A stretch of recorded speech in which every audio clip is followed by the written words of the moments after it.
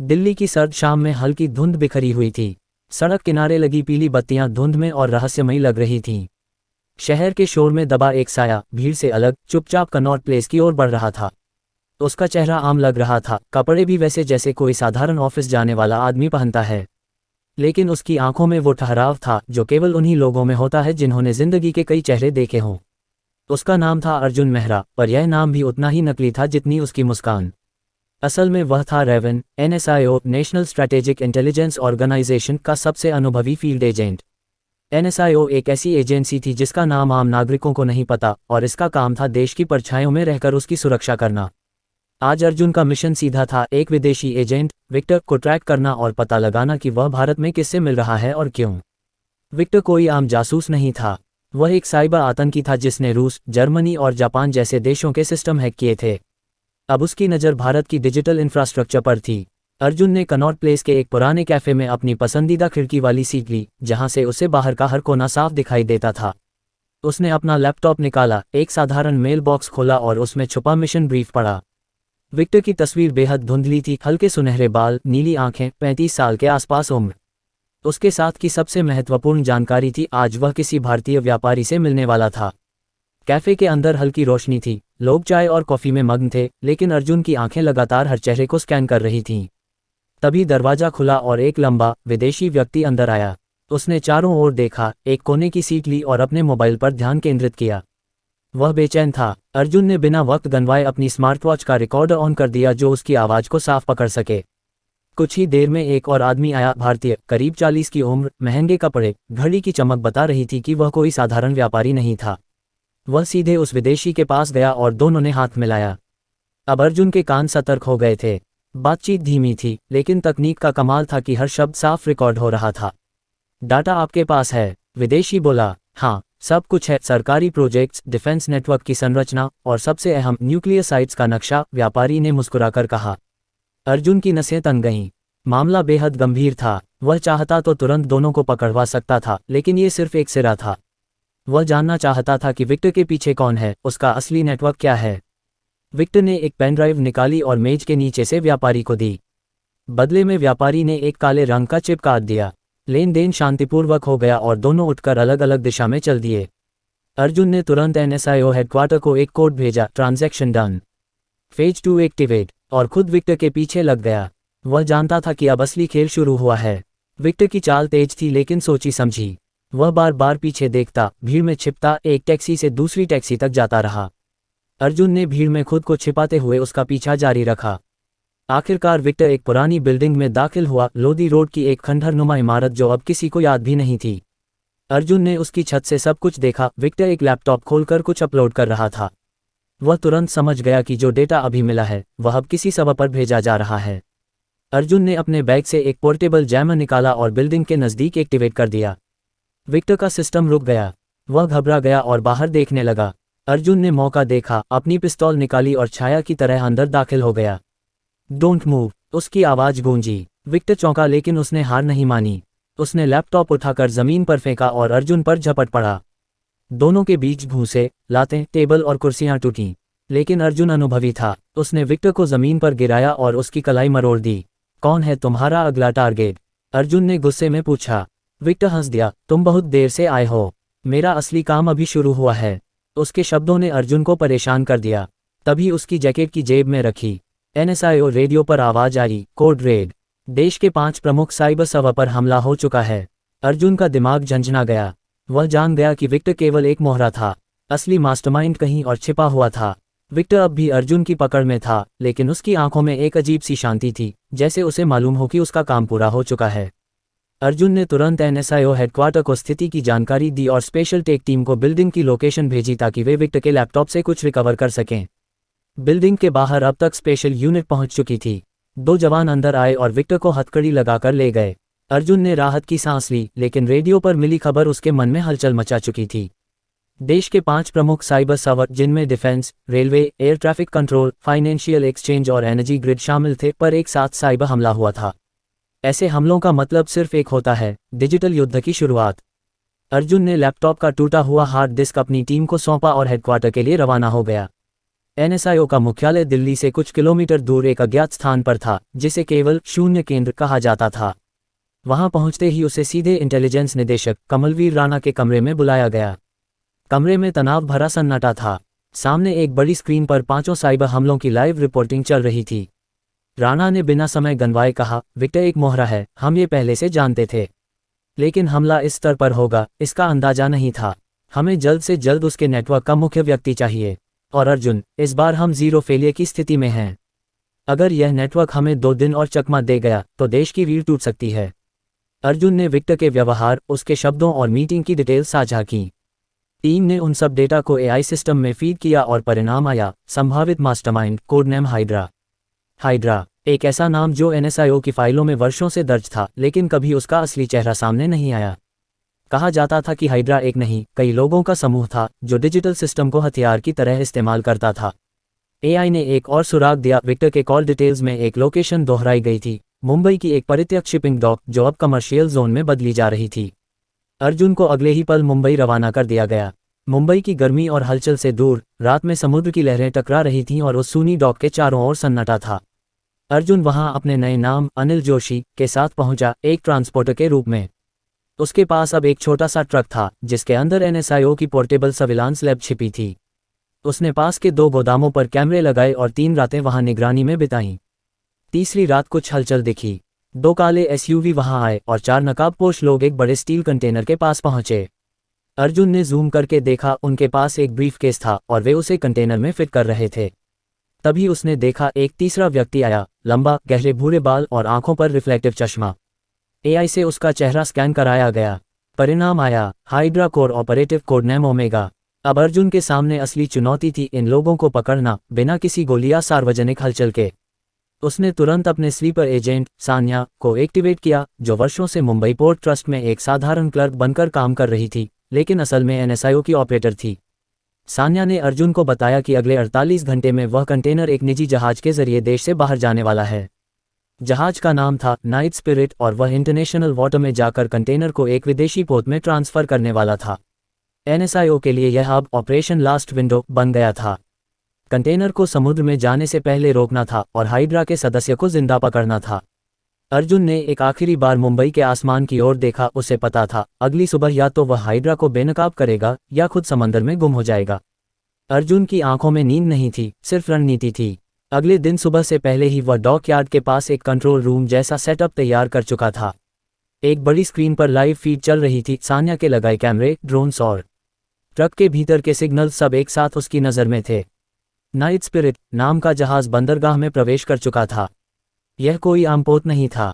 इसकी ऊपरी सतह पर कुछ खास किस्म की सैटेलाइट डिशें लगी थीं और उसके क्रू मेंबर प्रोफेशनल लग रहे थे, एकदम किसी सैन्य दल जैसे। अर्जुन ने सान्या को हिदायत दी कि वह डॉक के लॉगबुक से जहाज के आने जाने के सारे रिकॉर्ड गायब कर दे। अब उन्हें ये ऑपरेशन बिल्कुल बिना नाम और पहचान के करना था। शाम तक कंटेनर उस पोत के पास पहुंचा दिया गया। अर्जुन ने एनएसआईओ की विशेष समुद्री यूनिट से एक मिनी सबमरीन मंगवाई थी, जिसे ऑपरेशन के दौरान आखिरी दांव के तौर पर इस्तेमाल किया जाना था। वह खुद सबमरीन में जाकर पोत के नीचे चुपचाप फिट हो गया। वहां से उसने एक वायरलेस बग नाइट स्पिरिट के इंजीनियर सेक्शन में फेंका, जो जहाज की इंटरनल कम्युनिकेशन सुन सकता था। अंदर से आवाज आई, हाइड्रा यूनिट 03 तैयार है। डेटा को सैटेलाइट नेटवर्क पर ट्रांसमिट करने की तैयारी चालू है। ये सुनते ही अर्जुन ने अपने हाथ का माइक्रो डिवाइस ऑन किया और एनएसआईओ को कोड भेजा, ब्लैक फायर एक्टिवेट करो। यह एक सिग्नल था कि ऑपरेशन अब लाइव मोड में है। सान्या बंदरगाह के कंट्रोल ऑफिस में थी। उसने पोत की इलेक्ट्रॉनिक डॉकिंग क्लैंप को लॉक कर दिया, जिससे जहाज आगे न बढ़ सके। तभी अर्जुन ने देखा कि पोत के डेक पर वही आदमी फिर दिखाई दिया, ओमेगा। अब की बार वह एक सैटेलाइट एंटीना की मॉड्यूल को एक्टिव कर रहा था। अब या कभी नहीं, अर्जुन ने मन में कहा। उसने सबमरीन से एक छोटा ट्रैकिंग डिवाइस लॉन्च किया, जो पोत के नीचे चुंबकीय तौर पर चिपक गया। ये डिवाइस केवल 10 मिनट तक काम कर सकता था, लेकिन उस दौरान पूरे पोत का डेटा एनएसआईओ की सर्वर पर स्ट्रीम कर सकता था। उधर पोत के भीतर हाइड्रा के सदस्य तेजी से किसी कोड को लोड कर रहे थे। अर्जुन का विश्लेषण साफ बता रहा था कि वे भारत के 3 शहरों दिल्ली, चेन्नई और पुणे के पावर ग्रिड को एक साथ डाउन करने की योजना बना रहे थे। ऐसा होता तो कुछ ही घंटों में देश अंधकार में डूब जाता। अर्जुन अब एक्शन मोड में था। वह सबमरीन से बाहर निकलकर पोत के पीछे की ओर चढ़ा, अंधेरे में छिपते हुए कंटेनर सेक्शन तक पहुंचा। उसे उम्मीद थी कि ब्रीफकेस अभी यहीं होगा, लेकिन वहां पहुंचकर देखा ब्रीफकेस गायब था। तभी पीछे से एक आवाज आई, हमेशा अकेले ही काम करते हो। अर्जुन मुड़ा, सामने ओमेगा था, हाथ में एक साउंडलेस गन। लेकिन उसकी आंखों में हैरानी थी, जैसे वह अर्जुन को पहचानता हो। रेवन, ओमेगा ने धीमे से कहा। तो तुम मुझे जानते हो, अर्जुन ने मुस्कराते हुए जवाब दिया। क्योंकि मैं भी कभी एनएसआईओ का ही हिस्सा था, ओमेगा ने कहा। Code name eagle. लेकिन तुम लोगों ने मुझे देशद्रोही कहकर बाहर कर दिया।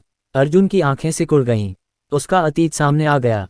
सालों पहले एक मिशन में एक टेक्निकल स्पेशलिस्ट ने भारत के ही डेटा को एक्सपोज करने की कोशिश की थी और अर्जुन ने उसकी रिपोर्ट बनाई थी। वही व्यक्ति था ईगल, जो अब हाइड्रा का ओमेगा बन चुका था। तुम्हारी नीयत तब भी गलत थी, आज भी है, अर्जुन ने कहा। नीयत नहीं, सिस्टम गलत था। मैं उसे बदल रहा हूं, ओमेगा ने ठंडे स्वर में कहा और गोली चलाई। अर्जुन ने दीवार के पीछे छलांग लगा दी। गोलियां दीवार में धंस गईं। तभी एनएसआईओ का हमला दल पोत पर आ चुका था। हर तरफ से कोऑर्डिनेटेड फायरिंग शुरू हो गई। अर्जुन ने झपट कर एक पाइप उठाया और ओमेगा की बंदूक पर मार किया। दोनों के बीच हाथापाई शुरू हो गई। आखिरकार अर्जुन ने ओमेगा को गिरा दिया और उसकी बंदूक दूर फेंक दी। ब्रीफकेस कहाँ है? अर्जुन ने उसकी गर्दन पर पांव रखते हुए पूछा। ओमेगा मुस्कुराया, तुमने देर कर दी, वो डेटा पहले ही अपलोड हो चुका है। लेकिन तभी एनएसआईओ टेक यूनिट से सिग्नल मिला, डेटा ट्रांसमिशन इंटरसेप्ट कर लिया गया है। ब्रेक थ्रू काम कर गया है। सिस्टम क्लीन है। ओमेगा का चेहरा स्याह पड़ गया। अर्जुन ने उसे हथकड़ी पहनाई और एक आखिरी बार उसके चेहरे को देखा, एक भटका हुआ जासूस जिसने सिस्टम से लड़ने के नाम पर देश को बेच दिया था। अर्जुन ने ओमेगा को अपनी गिरफ्त में ले लिया था। जहाज पर एनएसआईओ की यूनिट ने नियंत्रण स्थापित कर लिया था और कंटेनर से मिले इलेक्ट्रॉनिक उपकरणों और सर्वर नोड्स को दिल्ली भेज दिया गया। समुद्र में चल रहे इस ऑपरेशन ने एक बड़े खतरे को टाल दिया था, लेकिन अर्जुन जानता था कि यह अंत नहीं, केवल शुरुआत है। दिल्ली वापसी पर कमलवीर राणा का चेहरा गंभीर था। ओमेगा को इंटेरोगेशन सेल में रखा गया था, लेकिन वह खामोश था, मुस्कराता था, जैसे अभी भी कोई पत्ता उसके पास छुपा हो। एनएसआईओ के सबसे तेज ब्रेन उसके दिमाग को खोलने की कोशिश कर रहे थे, लेकिन नतीजे निराशाजनक थे। वहीं दूसरी ओर उस ब्रीफकेस में से कुछ ऐसा मिला जिसे देखकर पूरे खुफिया विभाग की नींव हिल गई। एक डिवाइस जो एक AI आधारित ऑटोमेटिक इन्फेक्शन सिस्टम था। इसका नाम था काली सॉन्स, जो एक बार इंटरनेट के किसी कोर सिस्टम में प्रवेश कर ले तो वह खुद को 100 गुना क्लोन कर सकता था, बिना इंसान की मदद के। यह एक डिजिटल वायरस नहीं, एक आत्मनिर्भर साइबर जीव था। राणा ने अर्जुन को अलग बुलाया। हमें अब और तेज होना होगा। हाइड्रा के और भी सदस्य हैं और लगता है कि इस ऑपरेशन का फाइनल स्टेज अभी बाकी है। अर्जुन ने ओमेगा से मिलने की इजाज़त मांगी। उसने अकेले ही उससे बात करने का निर्णय लिया। वह एक गहरे, बिना खिड़की वाले काले कमरे में गया जहां केवल एक चेयर पर ओमेगा बैठा था। सामने एक छोटा सा लैंप जल रहा था। तुम हार चुके हो, अर्जुन ने कहा। ओमेगा मुस्कुराया, नहीं, मैं मुक्त हो गया हूं। तुम्हें पता नहीं, असली वायरस अभी एक्टिवेट नहीं हुआ। क्या मतलब? अर्जुन चौंका। मैं सिर्फ एक दरवाज़ा था। असली मास्टरमाइंड, जिसे तुम हाइड्रा समझते हो, वो कोई आदमी नहीं है, एक प्रोग्राम है जो अब से ठीक 72 घंटे बाद जागेगा। और जब वो जागेगा तब तुम्हारा हर सिस्टम, हर पहचान, हर सीमा, सब खोखली हो जाएगी। अर्जुन के रोंगटे खड़े हो गए। उसने तुरंत अलर्ट जारी किया।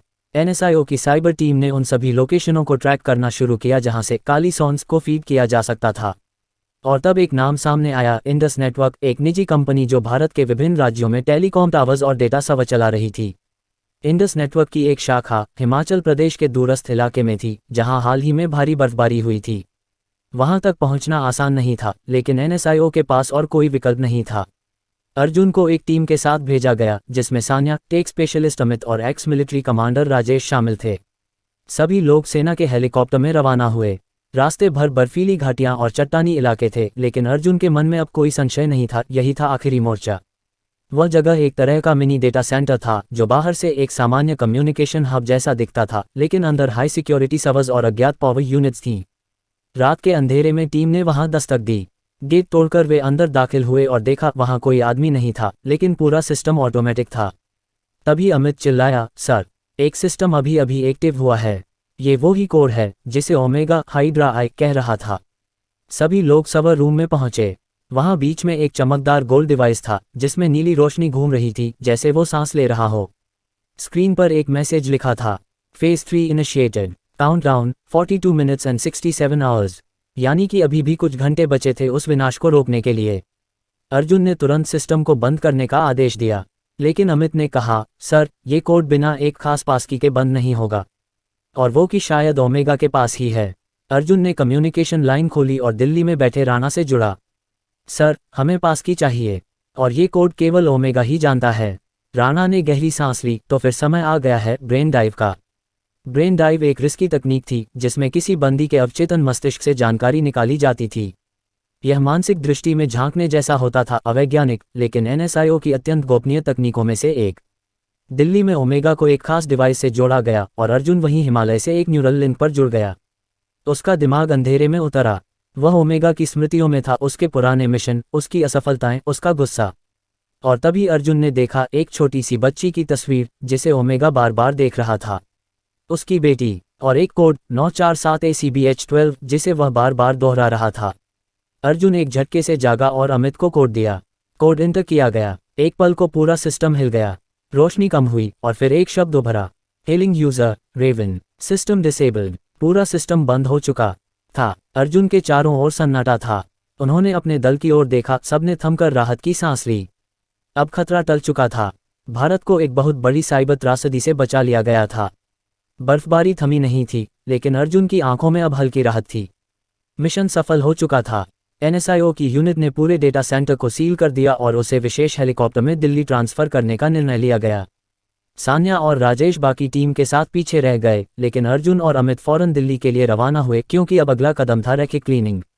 हाइड्रा एआई को निष्क्रिय कर देना मात्र एक पड़ाव था, लेकिन उसकी मौजूदगी के दौरान जो भी डिवाइसेज उससे संपर्क में आए थे उन्हें ट्रेस करके डिलीट करना जरूरी था। एनएसआईओ की सर्वर पर एक खास सॉफ्टवेयर एक्टिवेट किया गया, शून्य लहर। यह एक तरह का डेटा सिंक था जो एआई के कोड फ्रैगमेंट्स को फुल ट्रेस करके मिटा सकता था। लेकिन इस प्रक्रिया के लिए सोर्स मेटा की जरूरत थी और वो था ओमेगा का दिमाग। ओमेगा अब बिल्कुल खामोश हो गया था। उसकी आंखें किसी दूसरी दुनिया को देख रही थीं। एनएसआईओ के साइको एनालिस्ट्स ने कहा कि यह न्यूरल लॉक है, जब कोई एजेंट अपना दिमाग खुद ब्लॉक कर देता है ताकि कोई उसकी यादों तक न पहुंच सके। ये केवल एक ही तरीके से खुल सकता था, किसी गहरे व्यक्तिगत ट्रिगर से। अर्जुन ने ओमेगा की बेटी के बारे में जानने की कोशिश की। पुरानी फाइलों में खुदाई करते हुए एक नाम सामने आया, मेघा। वह एक इंटरनेशनल स्कूल में पढ़ती थी लेकिन पिछले 6 सालों से गायब थी। कोई भी रिकॉर्ड नहीं, न मृत्यु प्रमाण, न ट्रैवल हिस्ट्री। सान्या और राजेश को यह कार्य सौंपा गया कि वे मेघा की तलाश करें। 2 दिन की खोजबीन के बाद उत्तराखंड के एक अनाथालय से एक लड़की की फोटोग्राफ मिली जो हूबहू मेघा जैसी दिखती थी। डीएनए मैच कराया गया, सकारात्मक। लड़की को दिल्ली लाया गया। वह अब 14 वर्ष की थी और अपने पिता के बारे में कुछ नहीं जानती थी। उसे बताया गया कि कोई मिशन है जिसमें उसकी मदद की जरूरत है। एनएसआईओ के मनोवैज्ञानिकों ने बड़ी सतर्कता से ओमेगा को उसकी बेटी की आवाज़ सुनाई। शुरुआत में कोई प्रतिक्रिया नहीं हुई, फिर धीरे धीरे उसकी आंखों की पुतलियां हिलने लगीं। उसने होंठ हिलाए, मेघा। उसकी आंखों से एक बूंद आंसू निकला। तभी मॉनिटर पर उसका ब्रेनवेव पैटर्न बदला, न्यूरल लॉक खुल चुका था। अर्जुन ने तुरंत कंप्यूटर लिंक किया और शून्य लहर को ओमेगा के मस्तिष्क से मिली मूलभूत एआई संरचना के साथ सिंक कर दिया। एनएसआईओ की स्क्रीन पर एक के बाद एक वायरस सिग्नेचर मिटते जा रहे थे। जैसे जैसे एक एक कोड डिलीट हो रहा था, एक नया संदेश उभरता गया, H node destroyed, K node destroyed, को चेन नलिफाइड। पूरी प्रक्रिया 7 घंटे चली। सुबह के 4 बजे आखिरकार स्क्रीन पर एक अंतिम शब्द उभरा, हाइड्रा कोर कंप्लीटली पर्ज्ड। एनएसआईओ हेडक्वार्टर में हर कोई चुप था।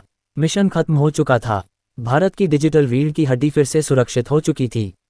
ओमेगा को वापस उसके सेल में भेजा गया, लेकिन इस बार उसके चेहरे पर अपराधबोध की छाया थी। अर्जुन उससे मिलने गया। दोनों ने एक दूसरे को कुछ देर देखा। तुमने देश को फिर एक बार बचा लिया, ओमेगा बोला। लेकिन मैं सिर्फ अपनी बेटी को देखना चाहता हूँ, एक आखिरी बार। अर्जुन ने सिर हिलाया। सुरक्षा इंतजामों के तहत ओमेगा को उसके बेटी से मिलवाया गया, एक सुरक्षित स्क्रीन कॉल के जरिए। मेघा उसे देखकर कुछ पल शांत रही, फिर मुस्कराई, पापा। ओमेगा की आंखें छलक गईं। उसने अपनी हथकड़ी छुपाने की कोशिश की, लेकिन मेघा ने ध्यान नहीं दिया। उसके चेहरे पर बस अपने पिता की झलक थी। उस एक पल में जैसे हाइड्रा की सारी नफरत और दहशत ढह गई। अर्जुन खड़ा रहा, नायक की तरह नहीं, एक प्रेरी की तरह जो हर तूफान के बीच डटा रहता है। उसके लिए ये केवल एक और मिशन नहीं था, यह उसकी चेतना की पुष्टि थी कि एक अकेला इंसान अपने मन और कर्म से इतिहास बदल सकता है। कुछ दिन बाद अर्जुन को एनएसआईओ के सर्वोच्च अवार्ड राष्ट्र कवच से नवाजा गया। पर वह मीडिया में नहीं आया, किसी अखबार में उसकी तस्वीर नहीं छपी। वह अपने कैफे में बैठा सान्या और राजेश के साथ एक साधारण चाय पी रहा था। उसकी निगाहें आसमान में एक उड़ते बादल की ओर थीं और मन एक नए मिशन की आहट पर। मिशन खत्म हो चुका था, लेकिन अर्जुन की आत्मा को विश्राम नहीं मिला था। उसकी रातें अब भी बेचैन थीं। हर बार जब वह आंखें बंद करता तो एक नीली रोशनी, वही हाइड्रा एआई का कोर, उसकी स्मृति में कौंध जाती। क्या ये सच में खत्म हो गया था या कहीं कुछ शेष था? एनएसआईओ ने हाइड्रा मिशन को क्लोज कर दिया, लेकिन अर्जुन ने अकेले अपने स्तर पर उस डेटा को फिर से खंगालना शुरू किया। एक रात जब वह एनएसआईओ की सेकेंडरी फाइल स्कैन कर रहा था, उसे एक अनजाना कोड फॉर्मेट मिला, W-13X। ये कोड किसी सामान्य सर्वर से नहीं बल्कि एक क्वांटम कैश रजिस्टर से जुड़ा था, जो एनएसआईओ की साइबर शाखा में कभी इस्तेमाल ही नहीं हुआ था। उसने तुरंत अमित को बुलाया। इस कोड का स्रोत क्या है? अमित ने सिस्टम गहराई से जांचा और फिर वह हतप्रभ हो गया। सर, ये कोड एनएसआईओ के ही किसी अधिकारी ने अपलोड किया था, मिशन खत्म होने के 2 घंटे बाद। मतलब कोई अंदर से काम कर रहा था। अर्जुन चौंका। जी, और यह कोड सीधा अमेरिका के एक गुप्त सर्वर को पिंग कर रहा था। वहां से एक रिस्पॉन्स आया है, रेवन को पुनः सक्रिय करें। रेवन, यही हाइड्रा को डीएक्टिवेट करने वाला कोड था। क्या यह एक झूठा संकेत था या कुछ और? अर्जुन अब शंकित हो चुका था। अगर एनएसआईओ के भीतर ही कोई हाइड्रा से जुड़ा था तो ये जड़ से खतरा था। उसने राणा से बात की, पर राणा ने कहा, अब कोई मिशन नहीं है अर्जुन, सिस्टम क्लोज हो चुका है। लेकिन अर्जुन मानने को तैयार नहीं था। उसने फैसला किया अब वह इस लड़ाई को अकेले लड़ेगा। उसने एनएसआईओ से छुट्टी ली और सीधे अमेरिका चला गया, जहां रेवन प्रोटोकॉल के संकेत मिले थे। वहां टेक्सास के एक गुप्त सर्वर फार्म में उसने नकली पहचान के साथ घुसपैठ की। कई दिन की निगरानी के बाद उसने एक अजीब सा ट्रैफिक पैटर्न पकड़ा। एक आईपी भारत की संसद के नेटवर्क से नियमित रूप से वहां पिंग भेज रहा था। मतलब किसी संसद संबंधित सिस्टम से अभी भी हाइड्रा को कोड भेजे जा रहे हैं। इसका मतलब था देश के सबसे उच्चतम स्तर पर कोई विश्वासघात कर रहा था। अर्जुन ने तुरंत भारत वापसी की। उसने राणा को नहीं बताया, क्योंकि अब वह किसी पर भरोसा नहीं कर सकता था। उसने केवल सान्या को विश्वास में लिया और एक बेहद गोपनीय योजना बनाई, ऑपरेशन शांतिधारा। इस मिशन का मकसद था उस व्यक्ति की पहचान करना जो संसद के भीतर से इन संकेतों को बाहर भेज रहा था। इसके लिए संसद भवन में एक विशेष वाईफाई स्निफर डिवाइस लगाया गया जो संदिग्ध डेटा ट्रैफिक को पकड़ सकता था। 3 दिन तक कोई हलचल नहीं हुई। चौथे दिन देर रात एक ट्रांसमिशन कैप्चर हुआ और लोकेशन थी प्रधानमंत्री कार्यालय के ठीक नीचे का सर्वर रूम। ये देखकर अर्जुन और सान्या अवाक रह गए। ये कैसे हो सकता है? सान्या ने पूछा। कोई अंदरूनी आदमी ही होगा जो इतना गहराई तक पहुंच सकता है, अर्जुन बोला। फुटेज चेक की गई। वहां रात को केवल एक आदमी गया था, मंत्री सुरेश ठाकुर, जो हाल ही में टेक्नोलॉजी मामलों के सलाहकार नियुक्त हुए थे। अर्जुन ने उनके बारे में गहराई से पड़ताल की। उनकी शिक्षा अमेरिका में हुई थी और उन्होंने 90 के दशक में डरपोक के लिए एक रिसर्च पेपर लिखा था जिसमें एआई सुरक्षा और क्वांटम एन्क्रिप्शन का जिक्र था। अब सब साफ हो चुका था। ठाकुर ही थे हाइड्रा के भारत में छुपे हुए सूत्रधार, पर अब उन्हें पकड़ना आसान नहीं था। वे एक केंद्रीय मंत्री थे। बिना सबूत के न तो एनएसआईओ कुछ कर सकता था, न ही अदालत। इसलिए अर्जुन ने एक आखिरी योजना बनाई। उसने अमित के साथ मिलकर एक ऐसा सिस्टम बनाया जो संसद भवन के सर्वर से निकलने वाले कोड को रिवर्स पिंग करता था। अगर ठाकुर अगली बार फिर से कोई कोड भेजते तो वह सिस्टम उसके कंप्यूटर की स्क्रीन रिकॉर्डिंग को लॉक कर सकता था। 1 हफ्ते की इंतजार के बाद आखिरकार एक और पिंग आया। इस बार स्क्रीन पर साफ देखा गया ठाकुर एक एन्क्रिप्टेड टर्मिनल में लॉग इन कर रहे थे और कमांड दे रहे थे, हाइड्रा_शार्ड अल्फा एक्टिवेट टोक्यो नोड। उसने तुरंत सबूत एनएसआईओ को भेजे। राणा स्तब्ध रह गए। तुमने एक मंत्री को बेनकाब किया है अर्जुन, अब कोई सवाल नहीं उठेगा। ठाकुर को राष्ट्रीय सुरक्षा अधिनियम के तहत गिरफ्तार किया गया। उनका सारा डेटा सील कर दिया गया और विदेश से जुड़े उनके सभी लेन देन की जांच शुरू हो गई। एनएसआईओ ने आधिकारिक तौर पर एक प्रेस स्टेटमेंट दिया, भारत ने हाइड्रा जैसे साइबर संगठन की रीढ़ को तोड़ा है। लेकिन प्रेस को सच्चाई नहीं बताई गई।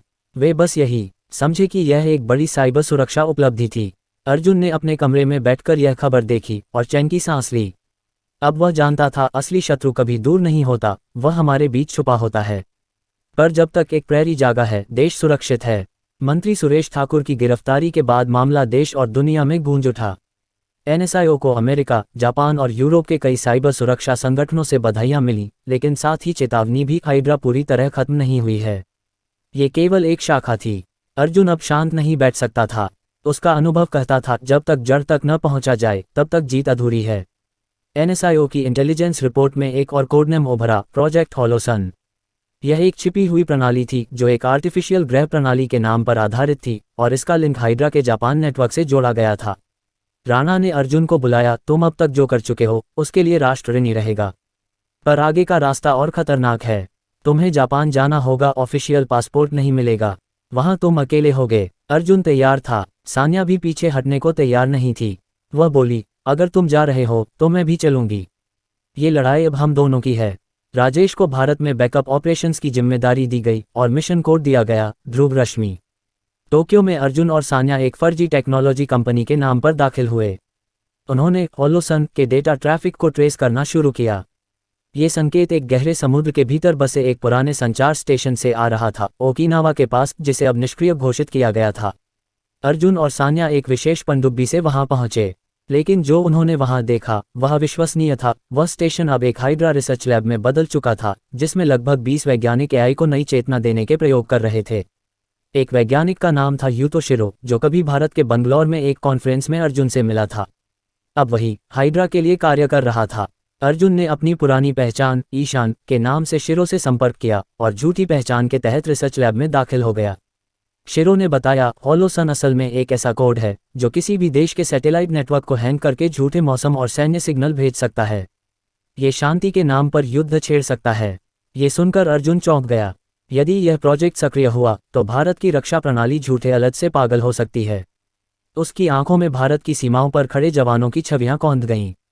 उसी रात अर्जुन ने सान्या के साथ मिलकर लैब के मुख्य सर्वर में टाइम बेस्ड बग डाला, एक ऐसा कोड जो अगले 48 घंटों में होलोसन को निष्क्रिय कर देता। लेकिन कुछ गड़बड़ हो गई। शिरो को शक हो गया। अर्जुन और सान्या को भागना पड़ा। पूरी लैब को लॉकडाउन कर दिया गया और 2 हत्यारे ड्रोन उनका पीछा करने लगे। दोनों ने समुद्र में छलांग लगाई और एक portable GPS based oxygen pod में छुप गए। 3 घंटे बाद एनएसआईओ की पनडुब्बी उन्हें खोज पाए, लेकिन मिशन अधूरा था। होलोसन का बैकअप मौजूद था। अब आखिरी उम्मीद थी उस बैकअप का स्रोत, जो रूस के साइबेरिया में एक पुराने परमाणु कोड स्टेशन पर था। साइबेरिया की ठंडी बर्फ में जब अर्जुन पहुंचा तो वहां हर सांस जैसे शरीर को काटती थी। वहां पर एक पुराना रूसी कोड सेंटर था जिसे ज़ोलेटो 9 कहा जाता था। अब वह एक परित्यक्त भवन था, पर अर्जुन जानता था यह महज एक छलावा था। सैटेलाइट इमेज में यहां पर हल्की सी रेडिएशन एक्टिविटी पाई गई थी, जो किसी परमाणु कोर के एक्टिव होने का संकेत थी। अर्जुन ने एक स्थानीय गाइड की मदद से वहां तक पहुंचना शुरू किया। रास्ते में उन्हें कई रेडिएशन प्रूफ क्षेत्र पार करने पड़े। जैसे जैसे वे ज़ोलेटो 9 के पास पहुंचे, एक अजीब सी गंध और सन्नाटा उन्हें घेरे जा रहा था। भीतर पहुंचने पर देखा वहां सिर्फ मशीनें थीं, इंसान नहीं। एक मशीन खुद ब खुद चल रही थी और उस पर लिखा था AI auto heal in progress 62%। मतलब होलोसन अब खुद को रिस्टोर कर रही है। वक्त कम था। अर्जुन को मशीन का हार्ड कोर निकालना था, लेकिन वह कोर एक रेडियोएक्टिव कक्ष में रखा था, जिसे खोलना अपने आप में जानलेवा था। सान्या ने कहा, मैं जाऊंगी, मेरा रेडिएशन सूट ज्यादा सुरक्षित है। नहीं, अर्जुन बोला, मैंने तुम्हें इस आग में नहीं लाया, इसलिए इसे खत्म करना मेरी जिम्मेदारी है। अर्जुन रेडिएशन कक्ष में घुसा। गर्मी इतनी थी कि उसका सूट पिघलने लगा, पर उसने कोर को निकालकर डिटोनेटर से जोड़ दिया। 0 मिनट में होलोसन का अंत। वह जैसे तैसे बाहर निकला और विस्फोट हुआ। होलोसन 0। लौटते समय एनएसआईओ ने एक गुप्त संदेश अर्जुन को भेजा, operation completed, PM requests personal debrief. Arjun और सान्या को सीधे दिल्ली बुलाया गया। प्रधानमंत्री ने उनसे मुलाकात की और कहा, आज आपने जो किया है वह केवल एक मिशन नहीं था, बल्कि आने वाली पीढ़ियों की सुरक्षा की नींव थी। अर्जुन ने धन्यवाद दिया, लेकिन फिर भी उसकी आंखों में एक बेचैनी थी। क्या हुआ? प्रधानमंत्री ने पूछा। अर्जुन ने कहा, हाइड्रा खत्म नहीं हुई है। होलोसन उसका एक हिस्सा था, लेकिन जब तक दुनिया में लालच, सत्ता और तकनीक का गलत मेल होता रहेगा, तब तक हाइड्रा जैसे संगठन जन्म लेते रहेंगे। प्रधानमंत्री चुप रहे, फिर बोले, तो तुम्हें क्या चाहिए? अर्जुन ने कहा, मुझे बस एक टीम चाहिए, गुप्त, बिना नाम, बिना छवि, बिना सीमा। प्रधानमंत्री ने दस्तावेज पर हस्ताक्षर किए, तुम्हारी टीम अब अस्तित्व में है। Code name Sudarshan unit. और इसी के साथ अर्जुन की एक नई यात्रा शुरू हुई, एक सच्चे रक्षक की, जो देश की छाया में खड़ा है, हर खतरे से अनजान लोगों को बचाने के लिए।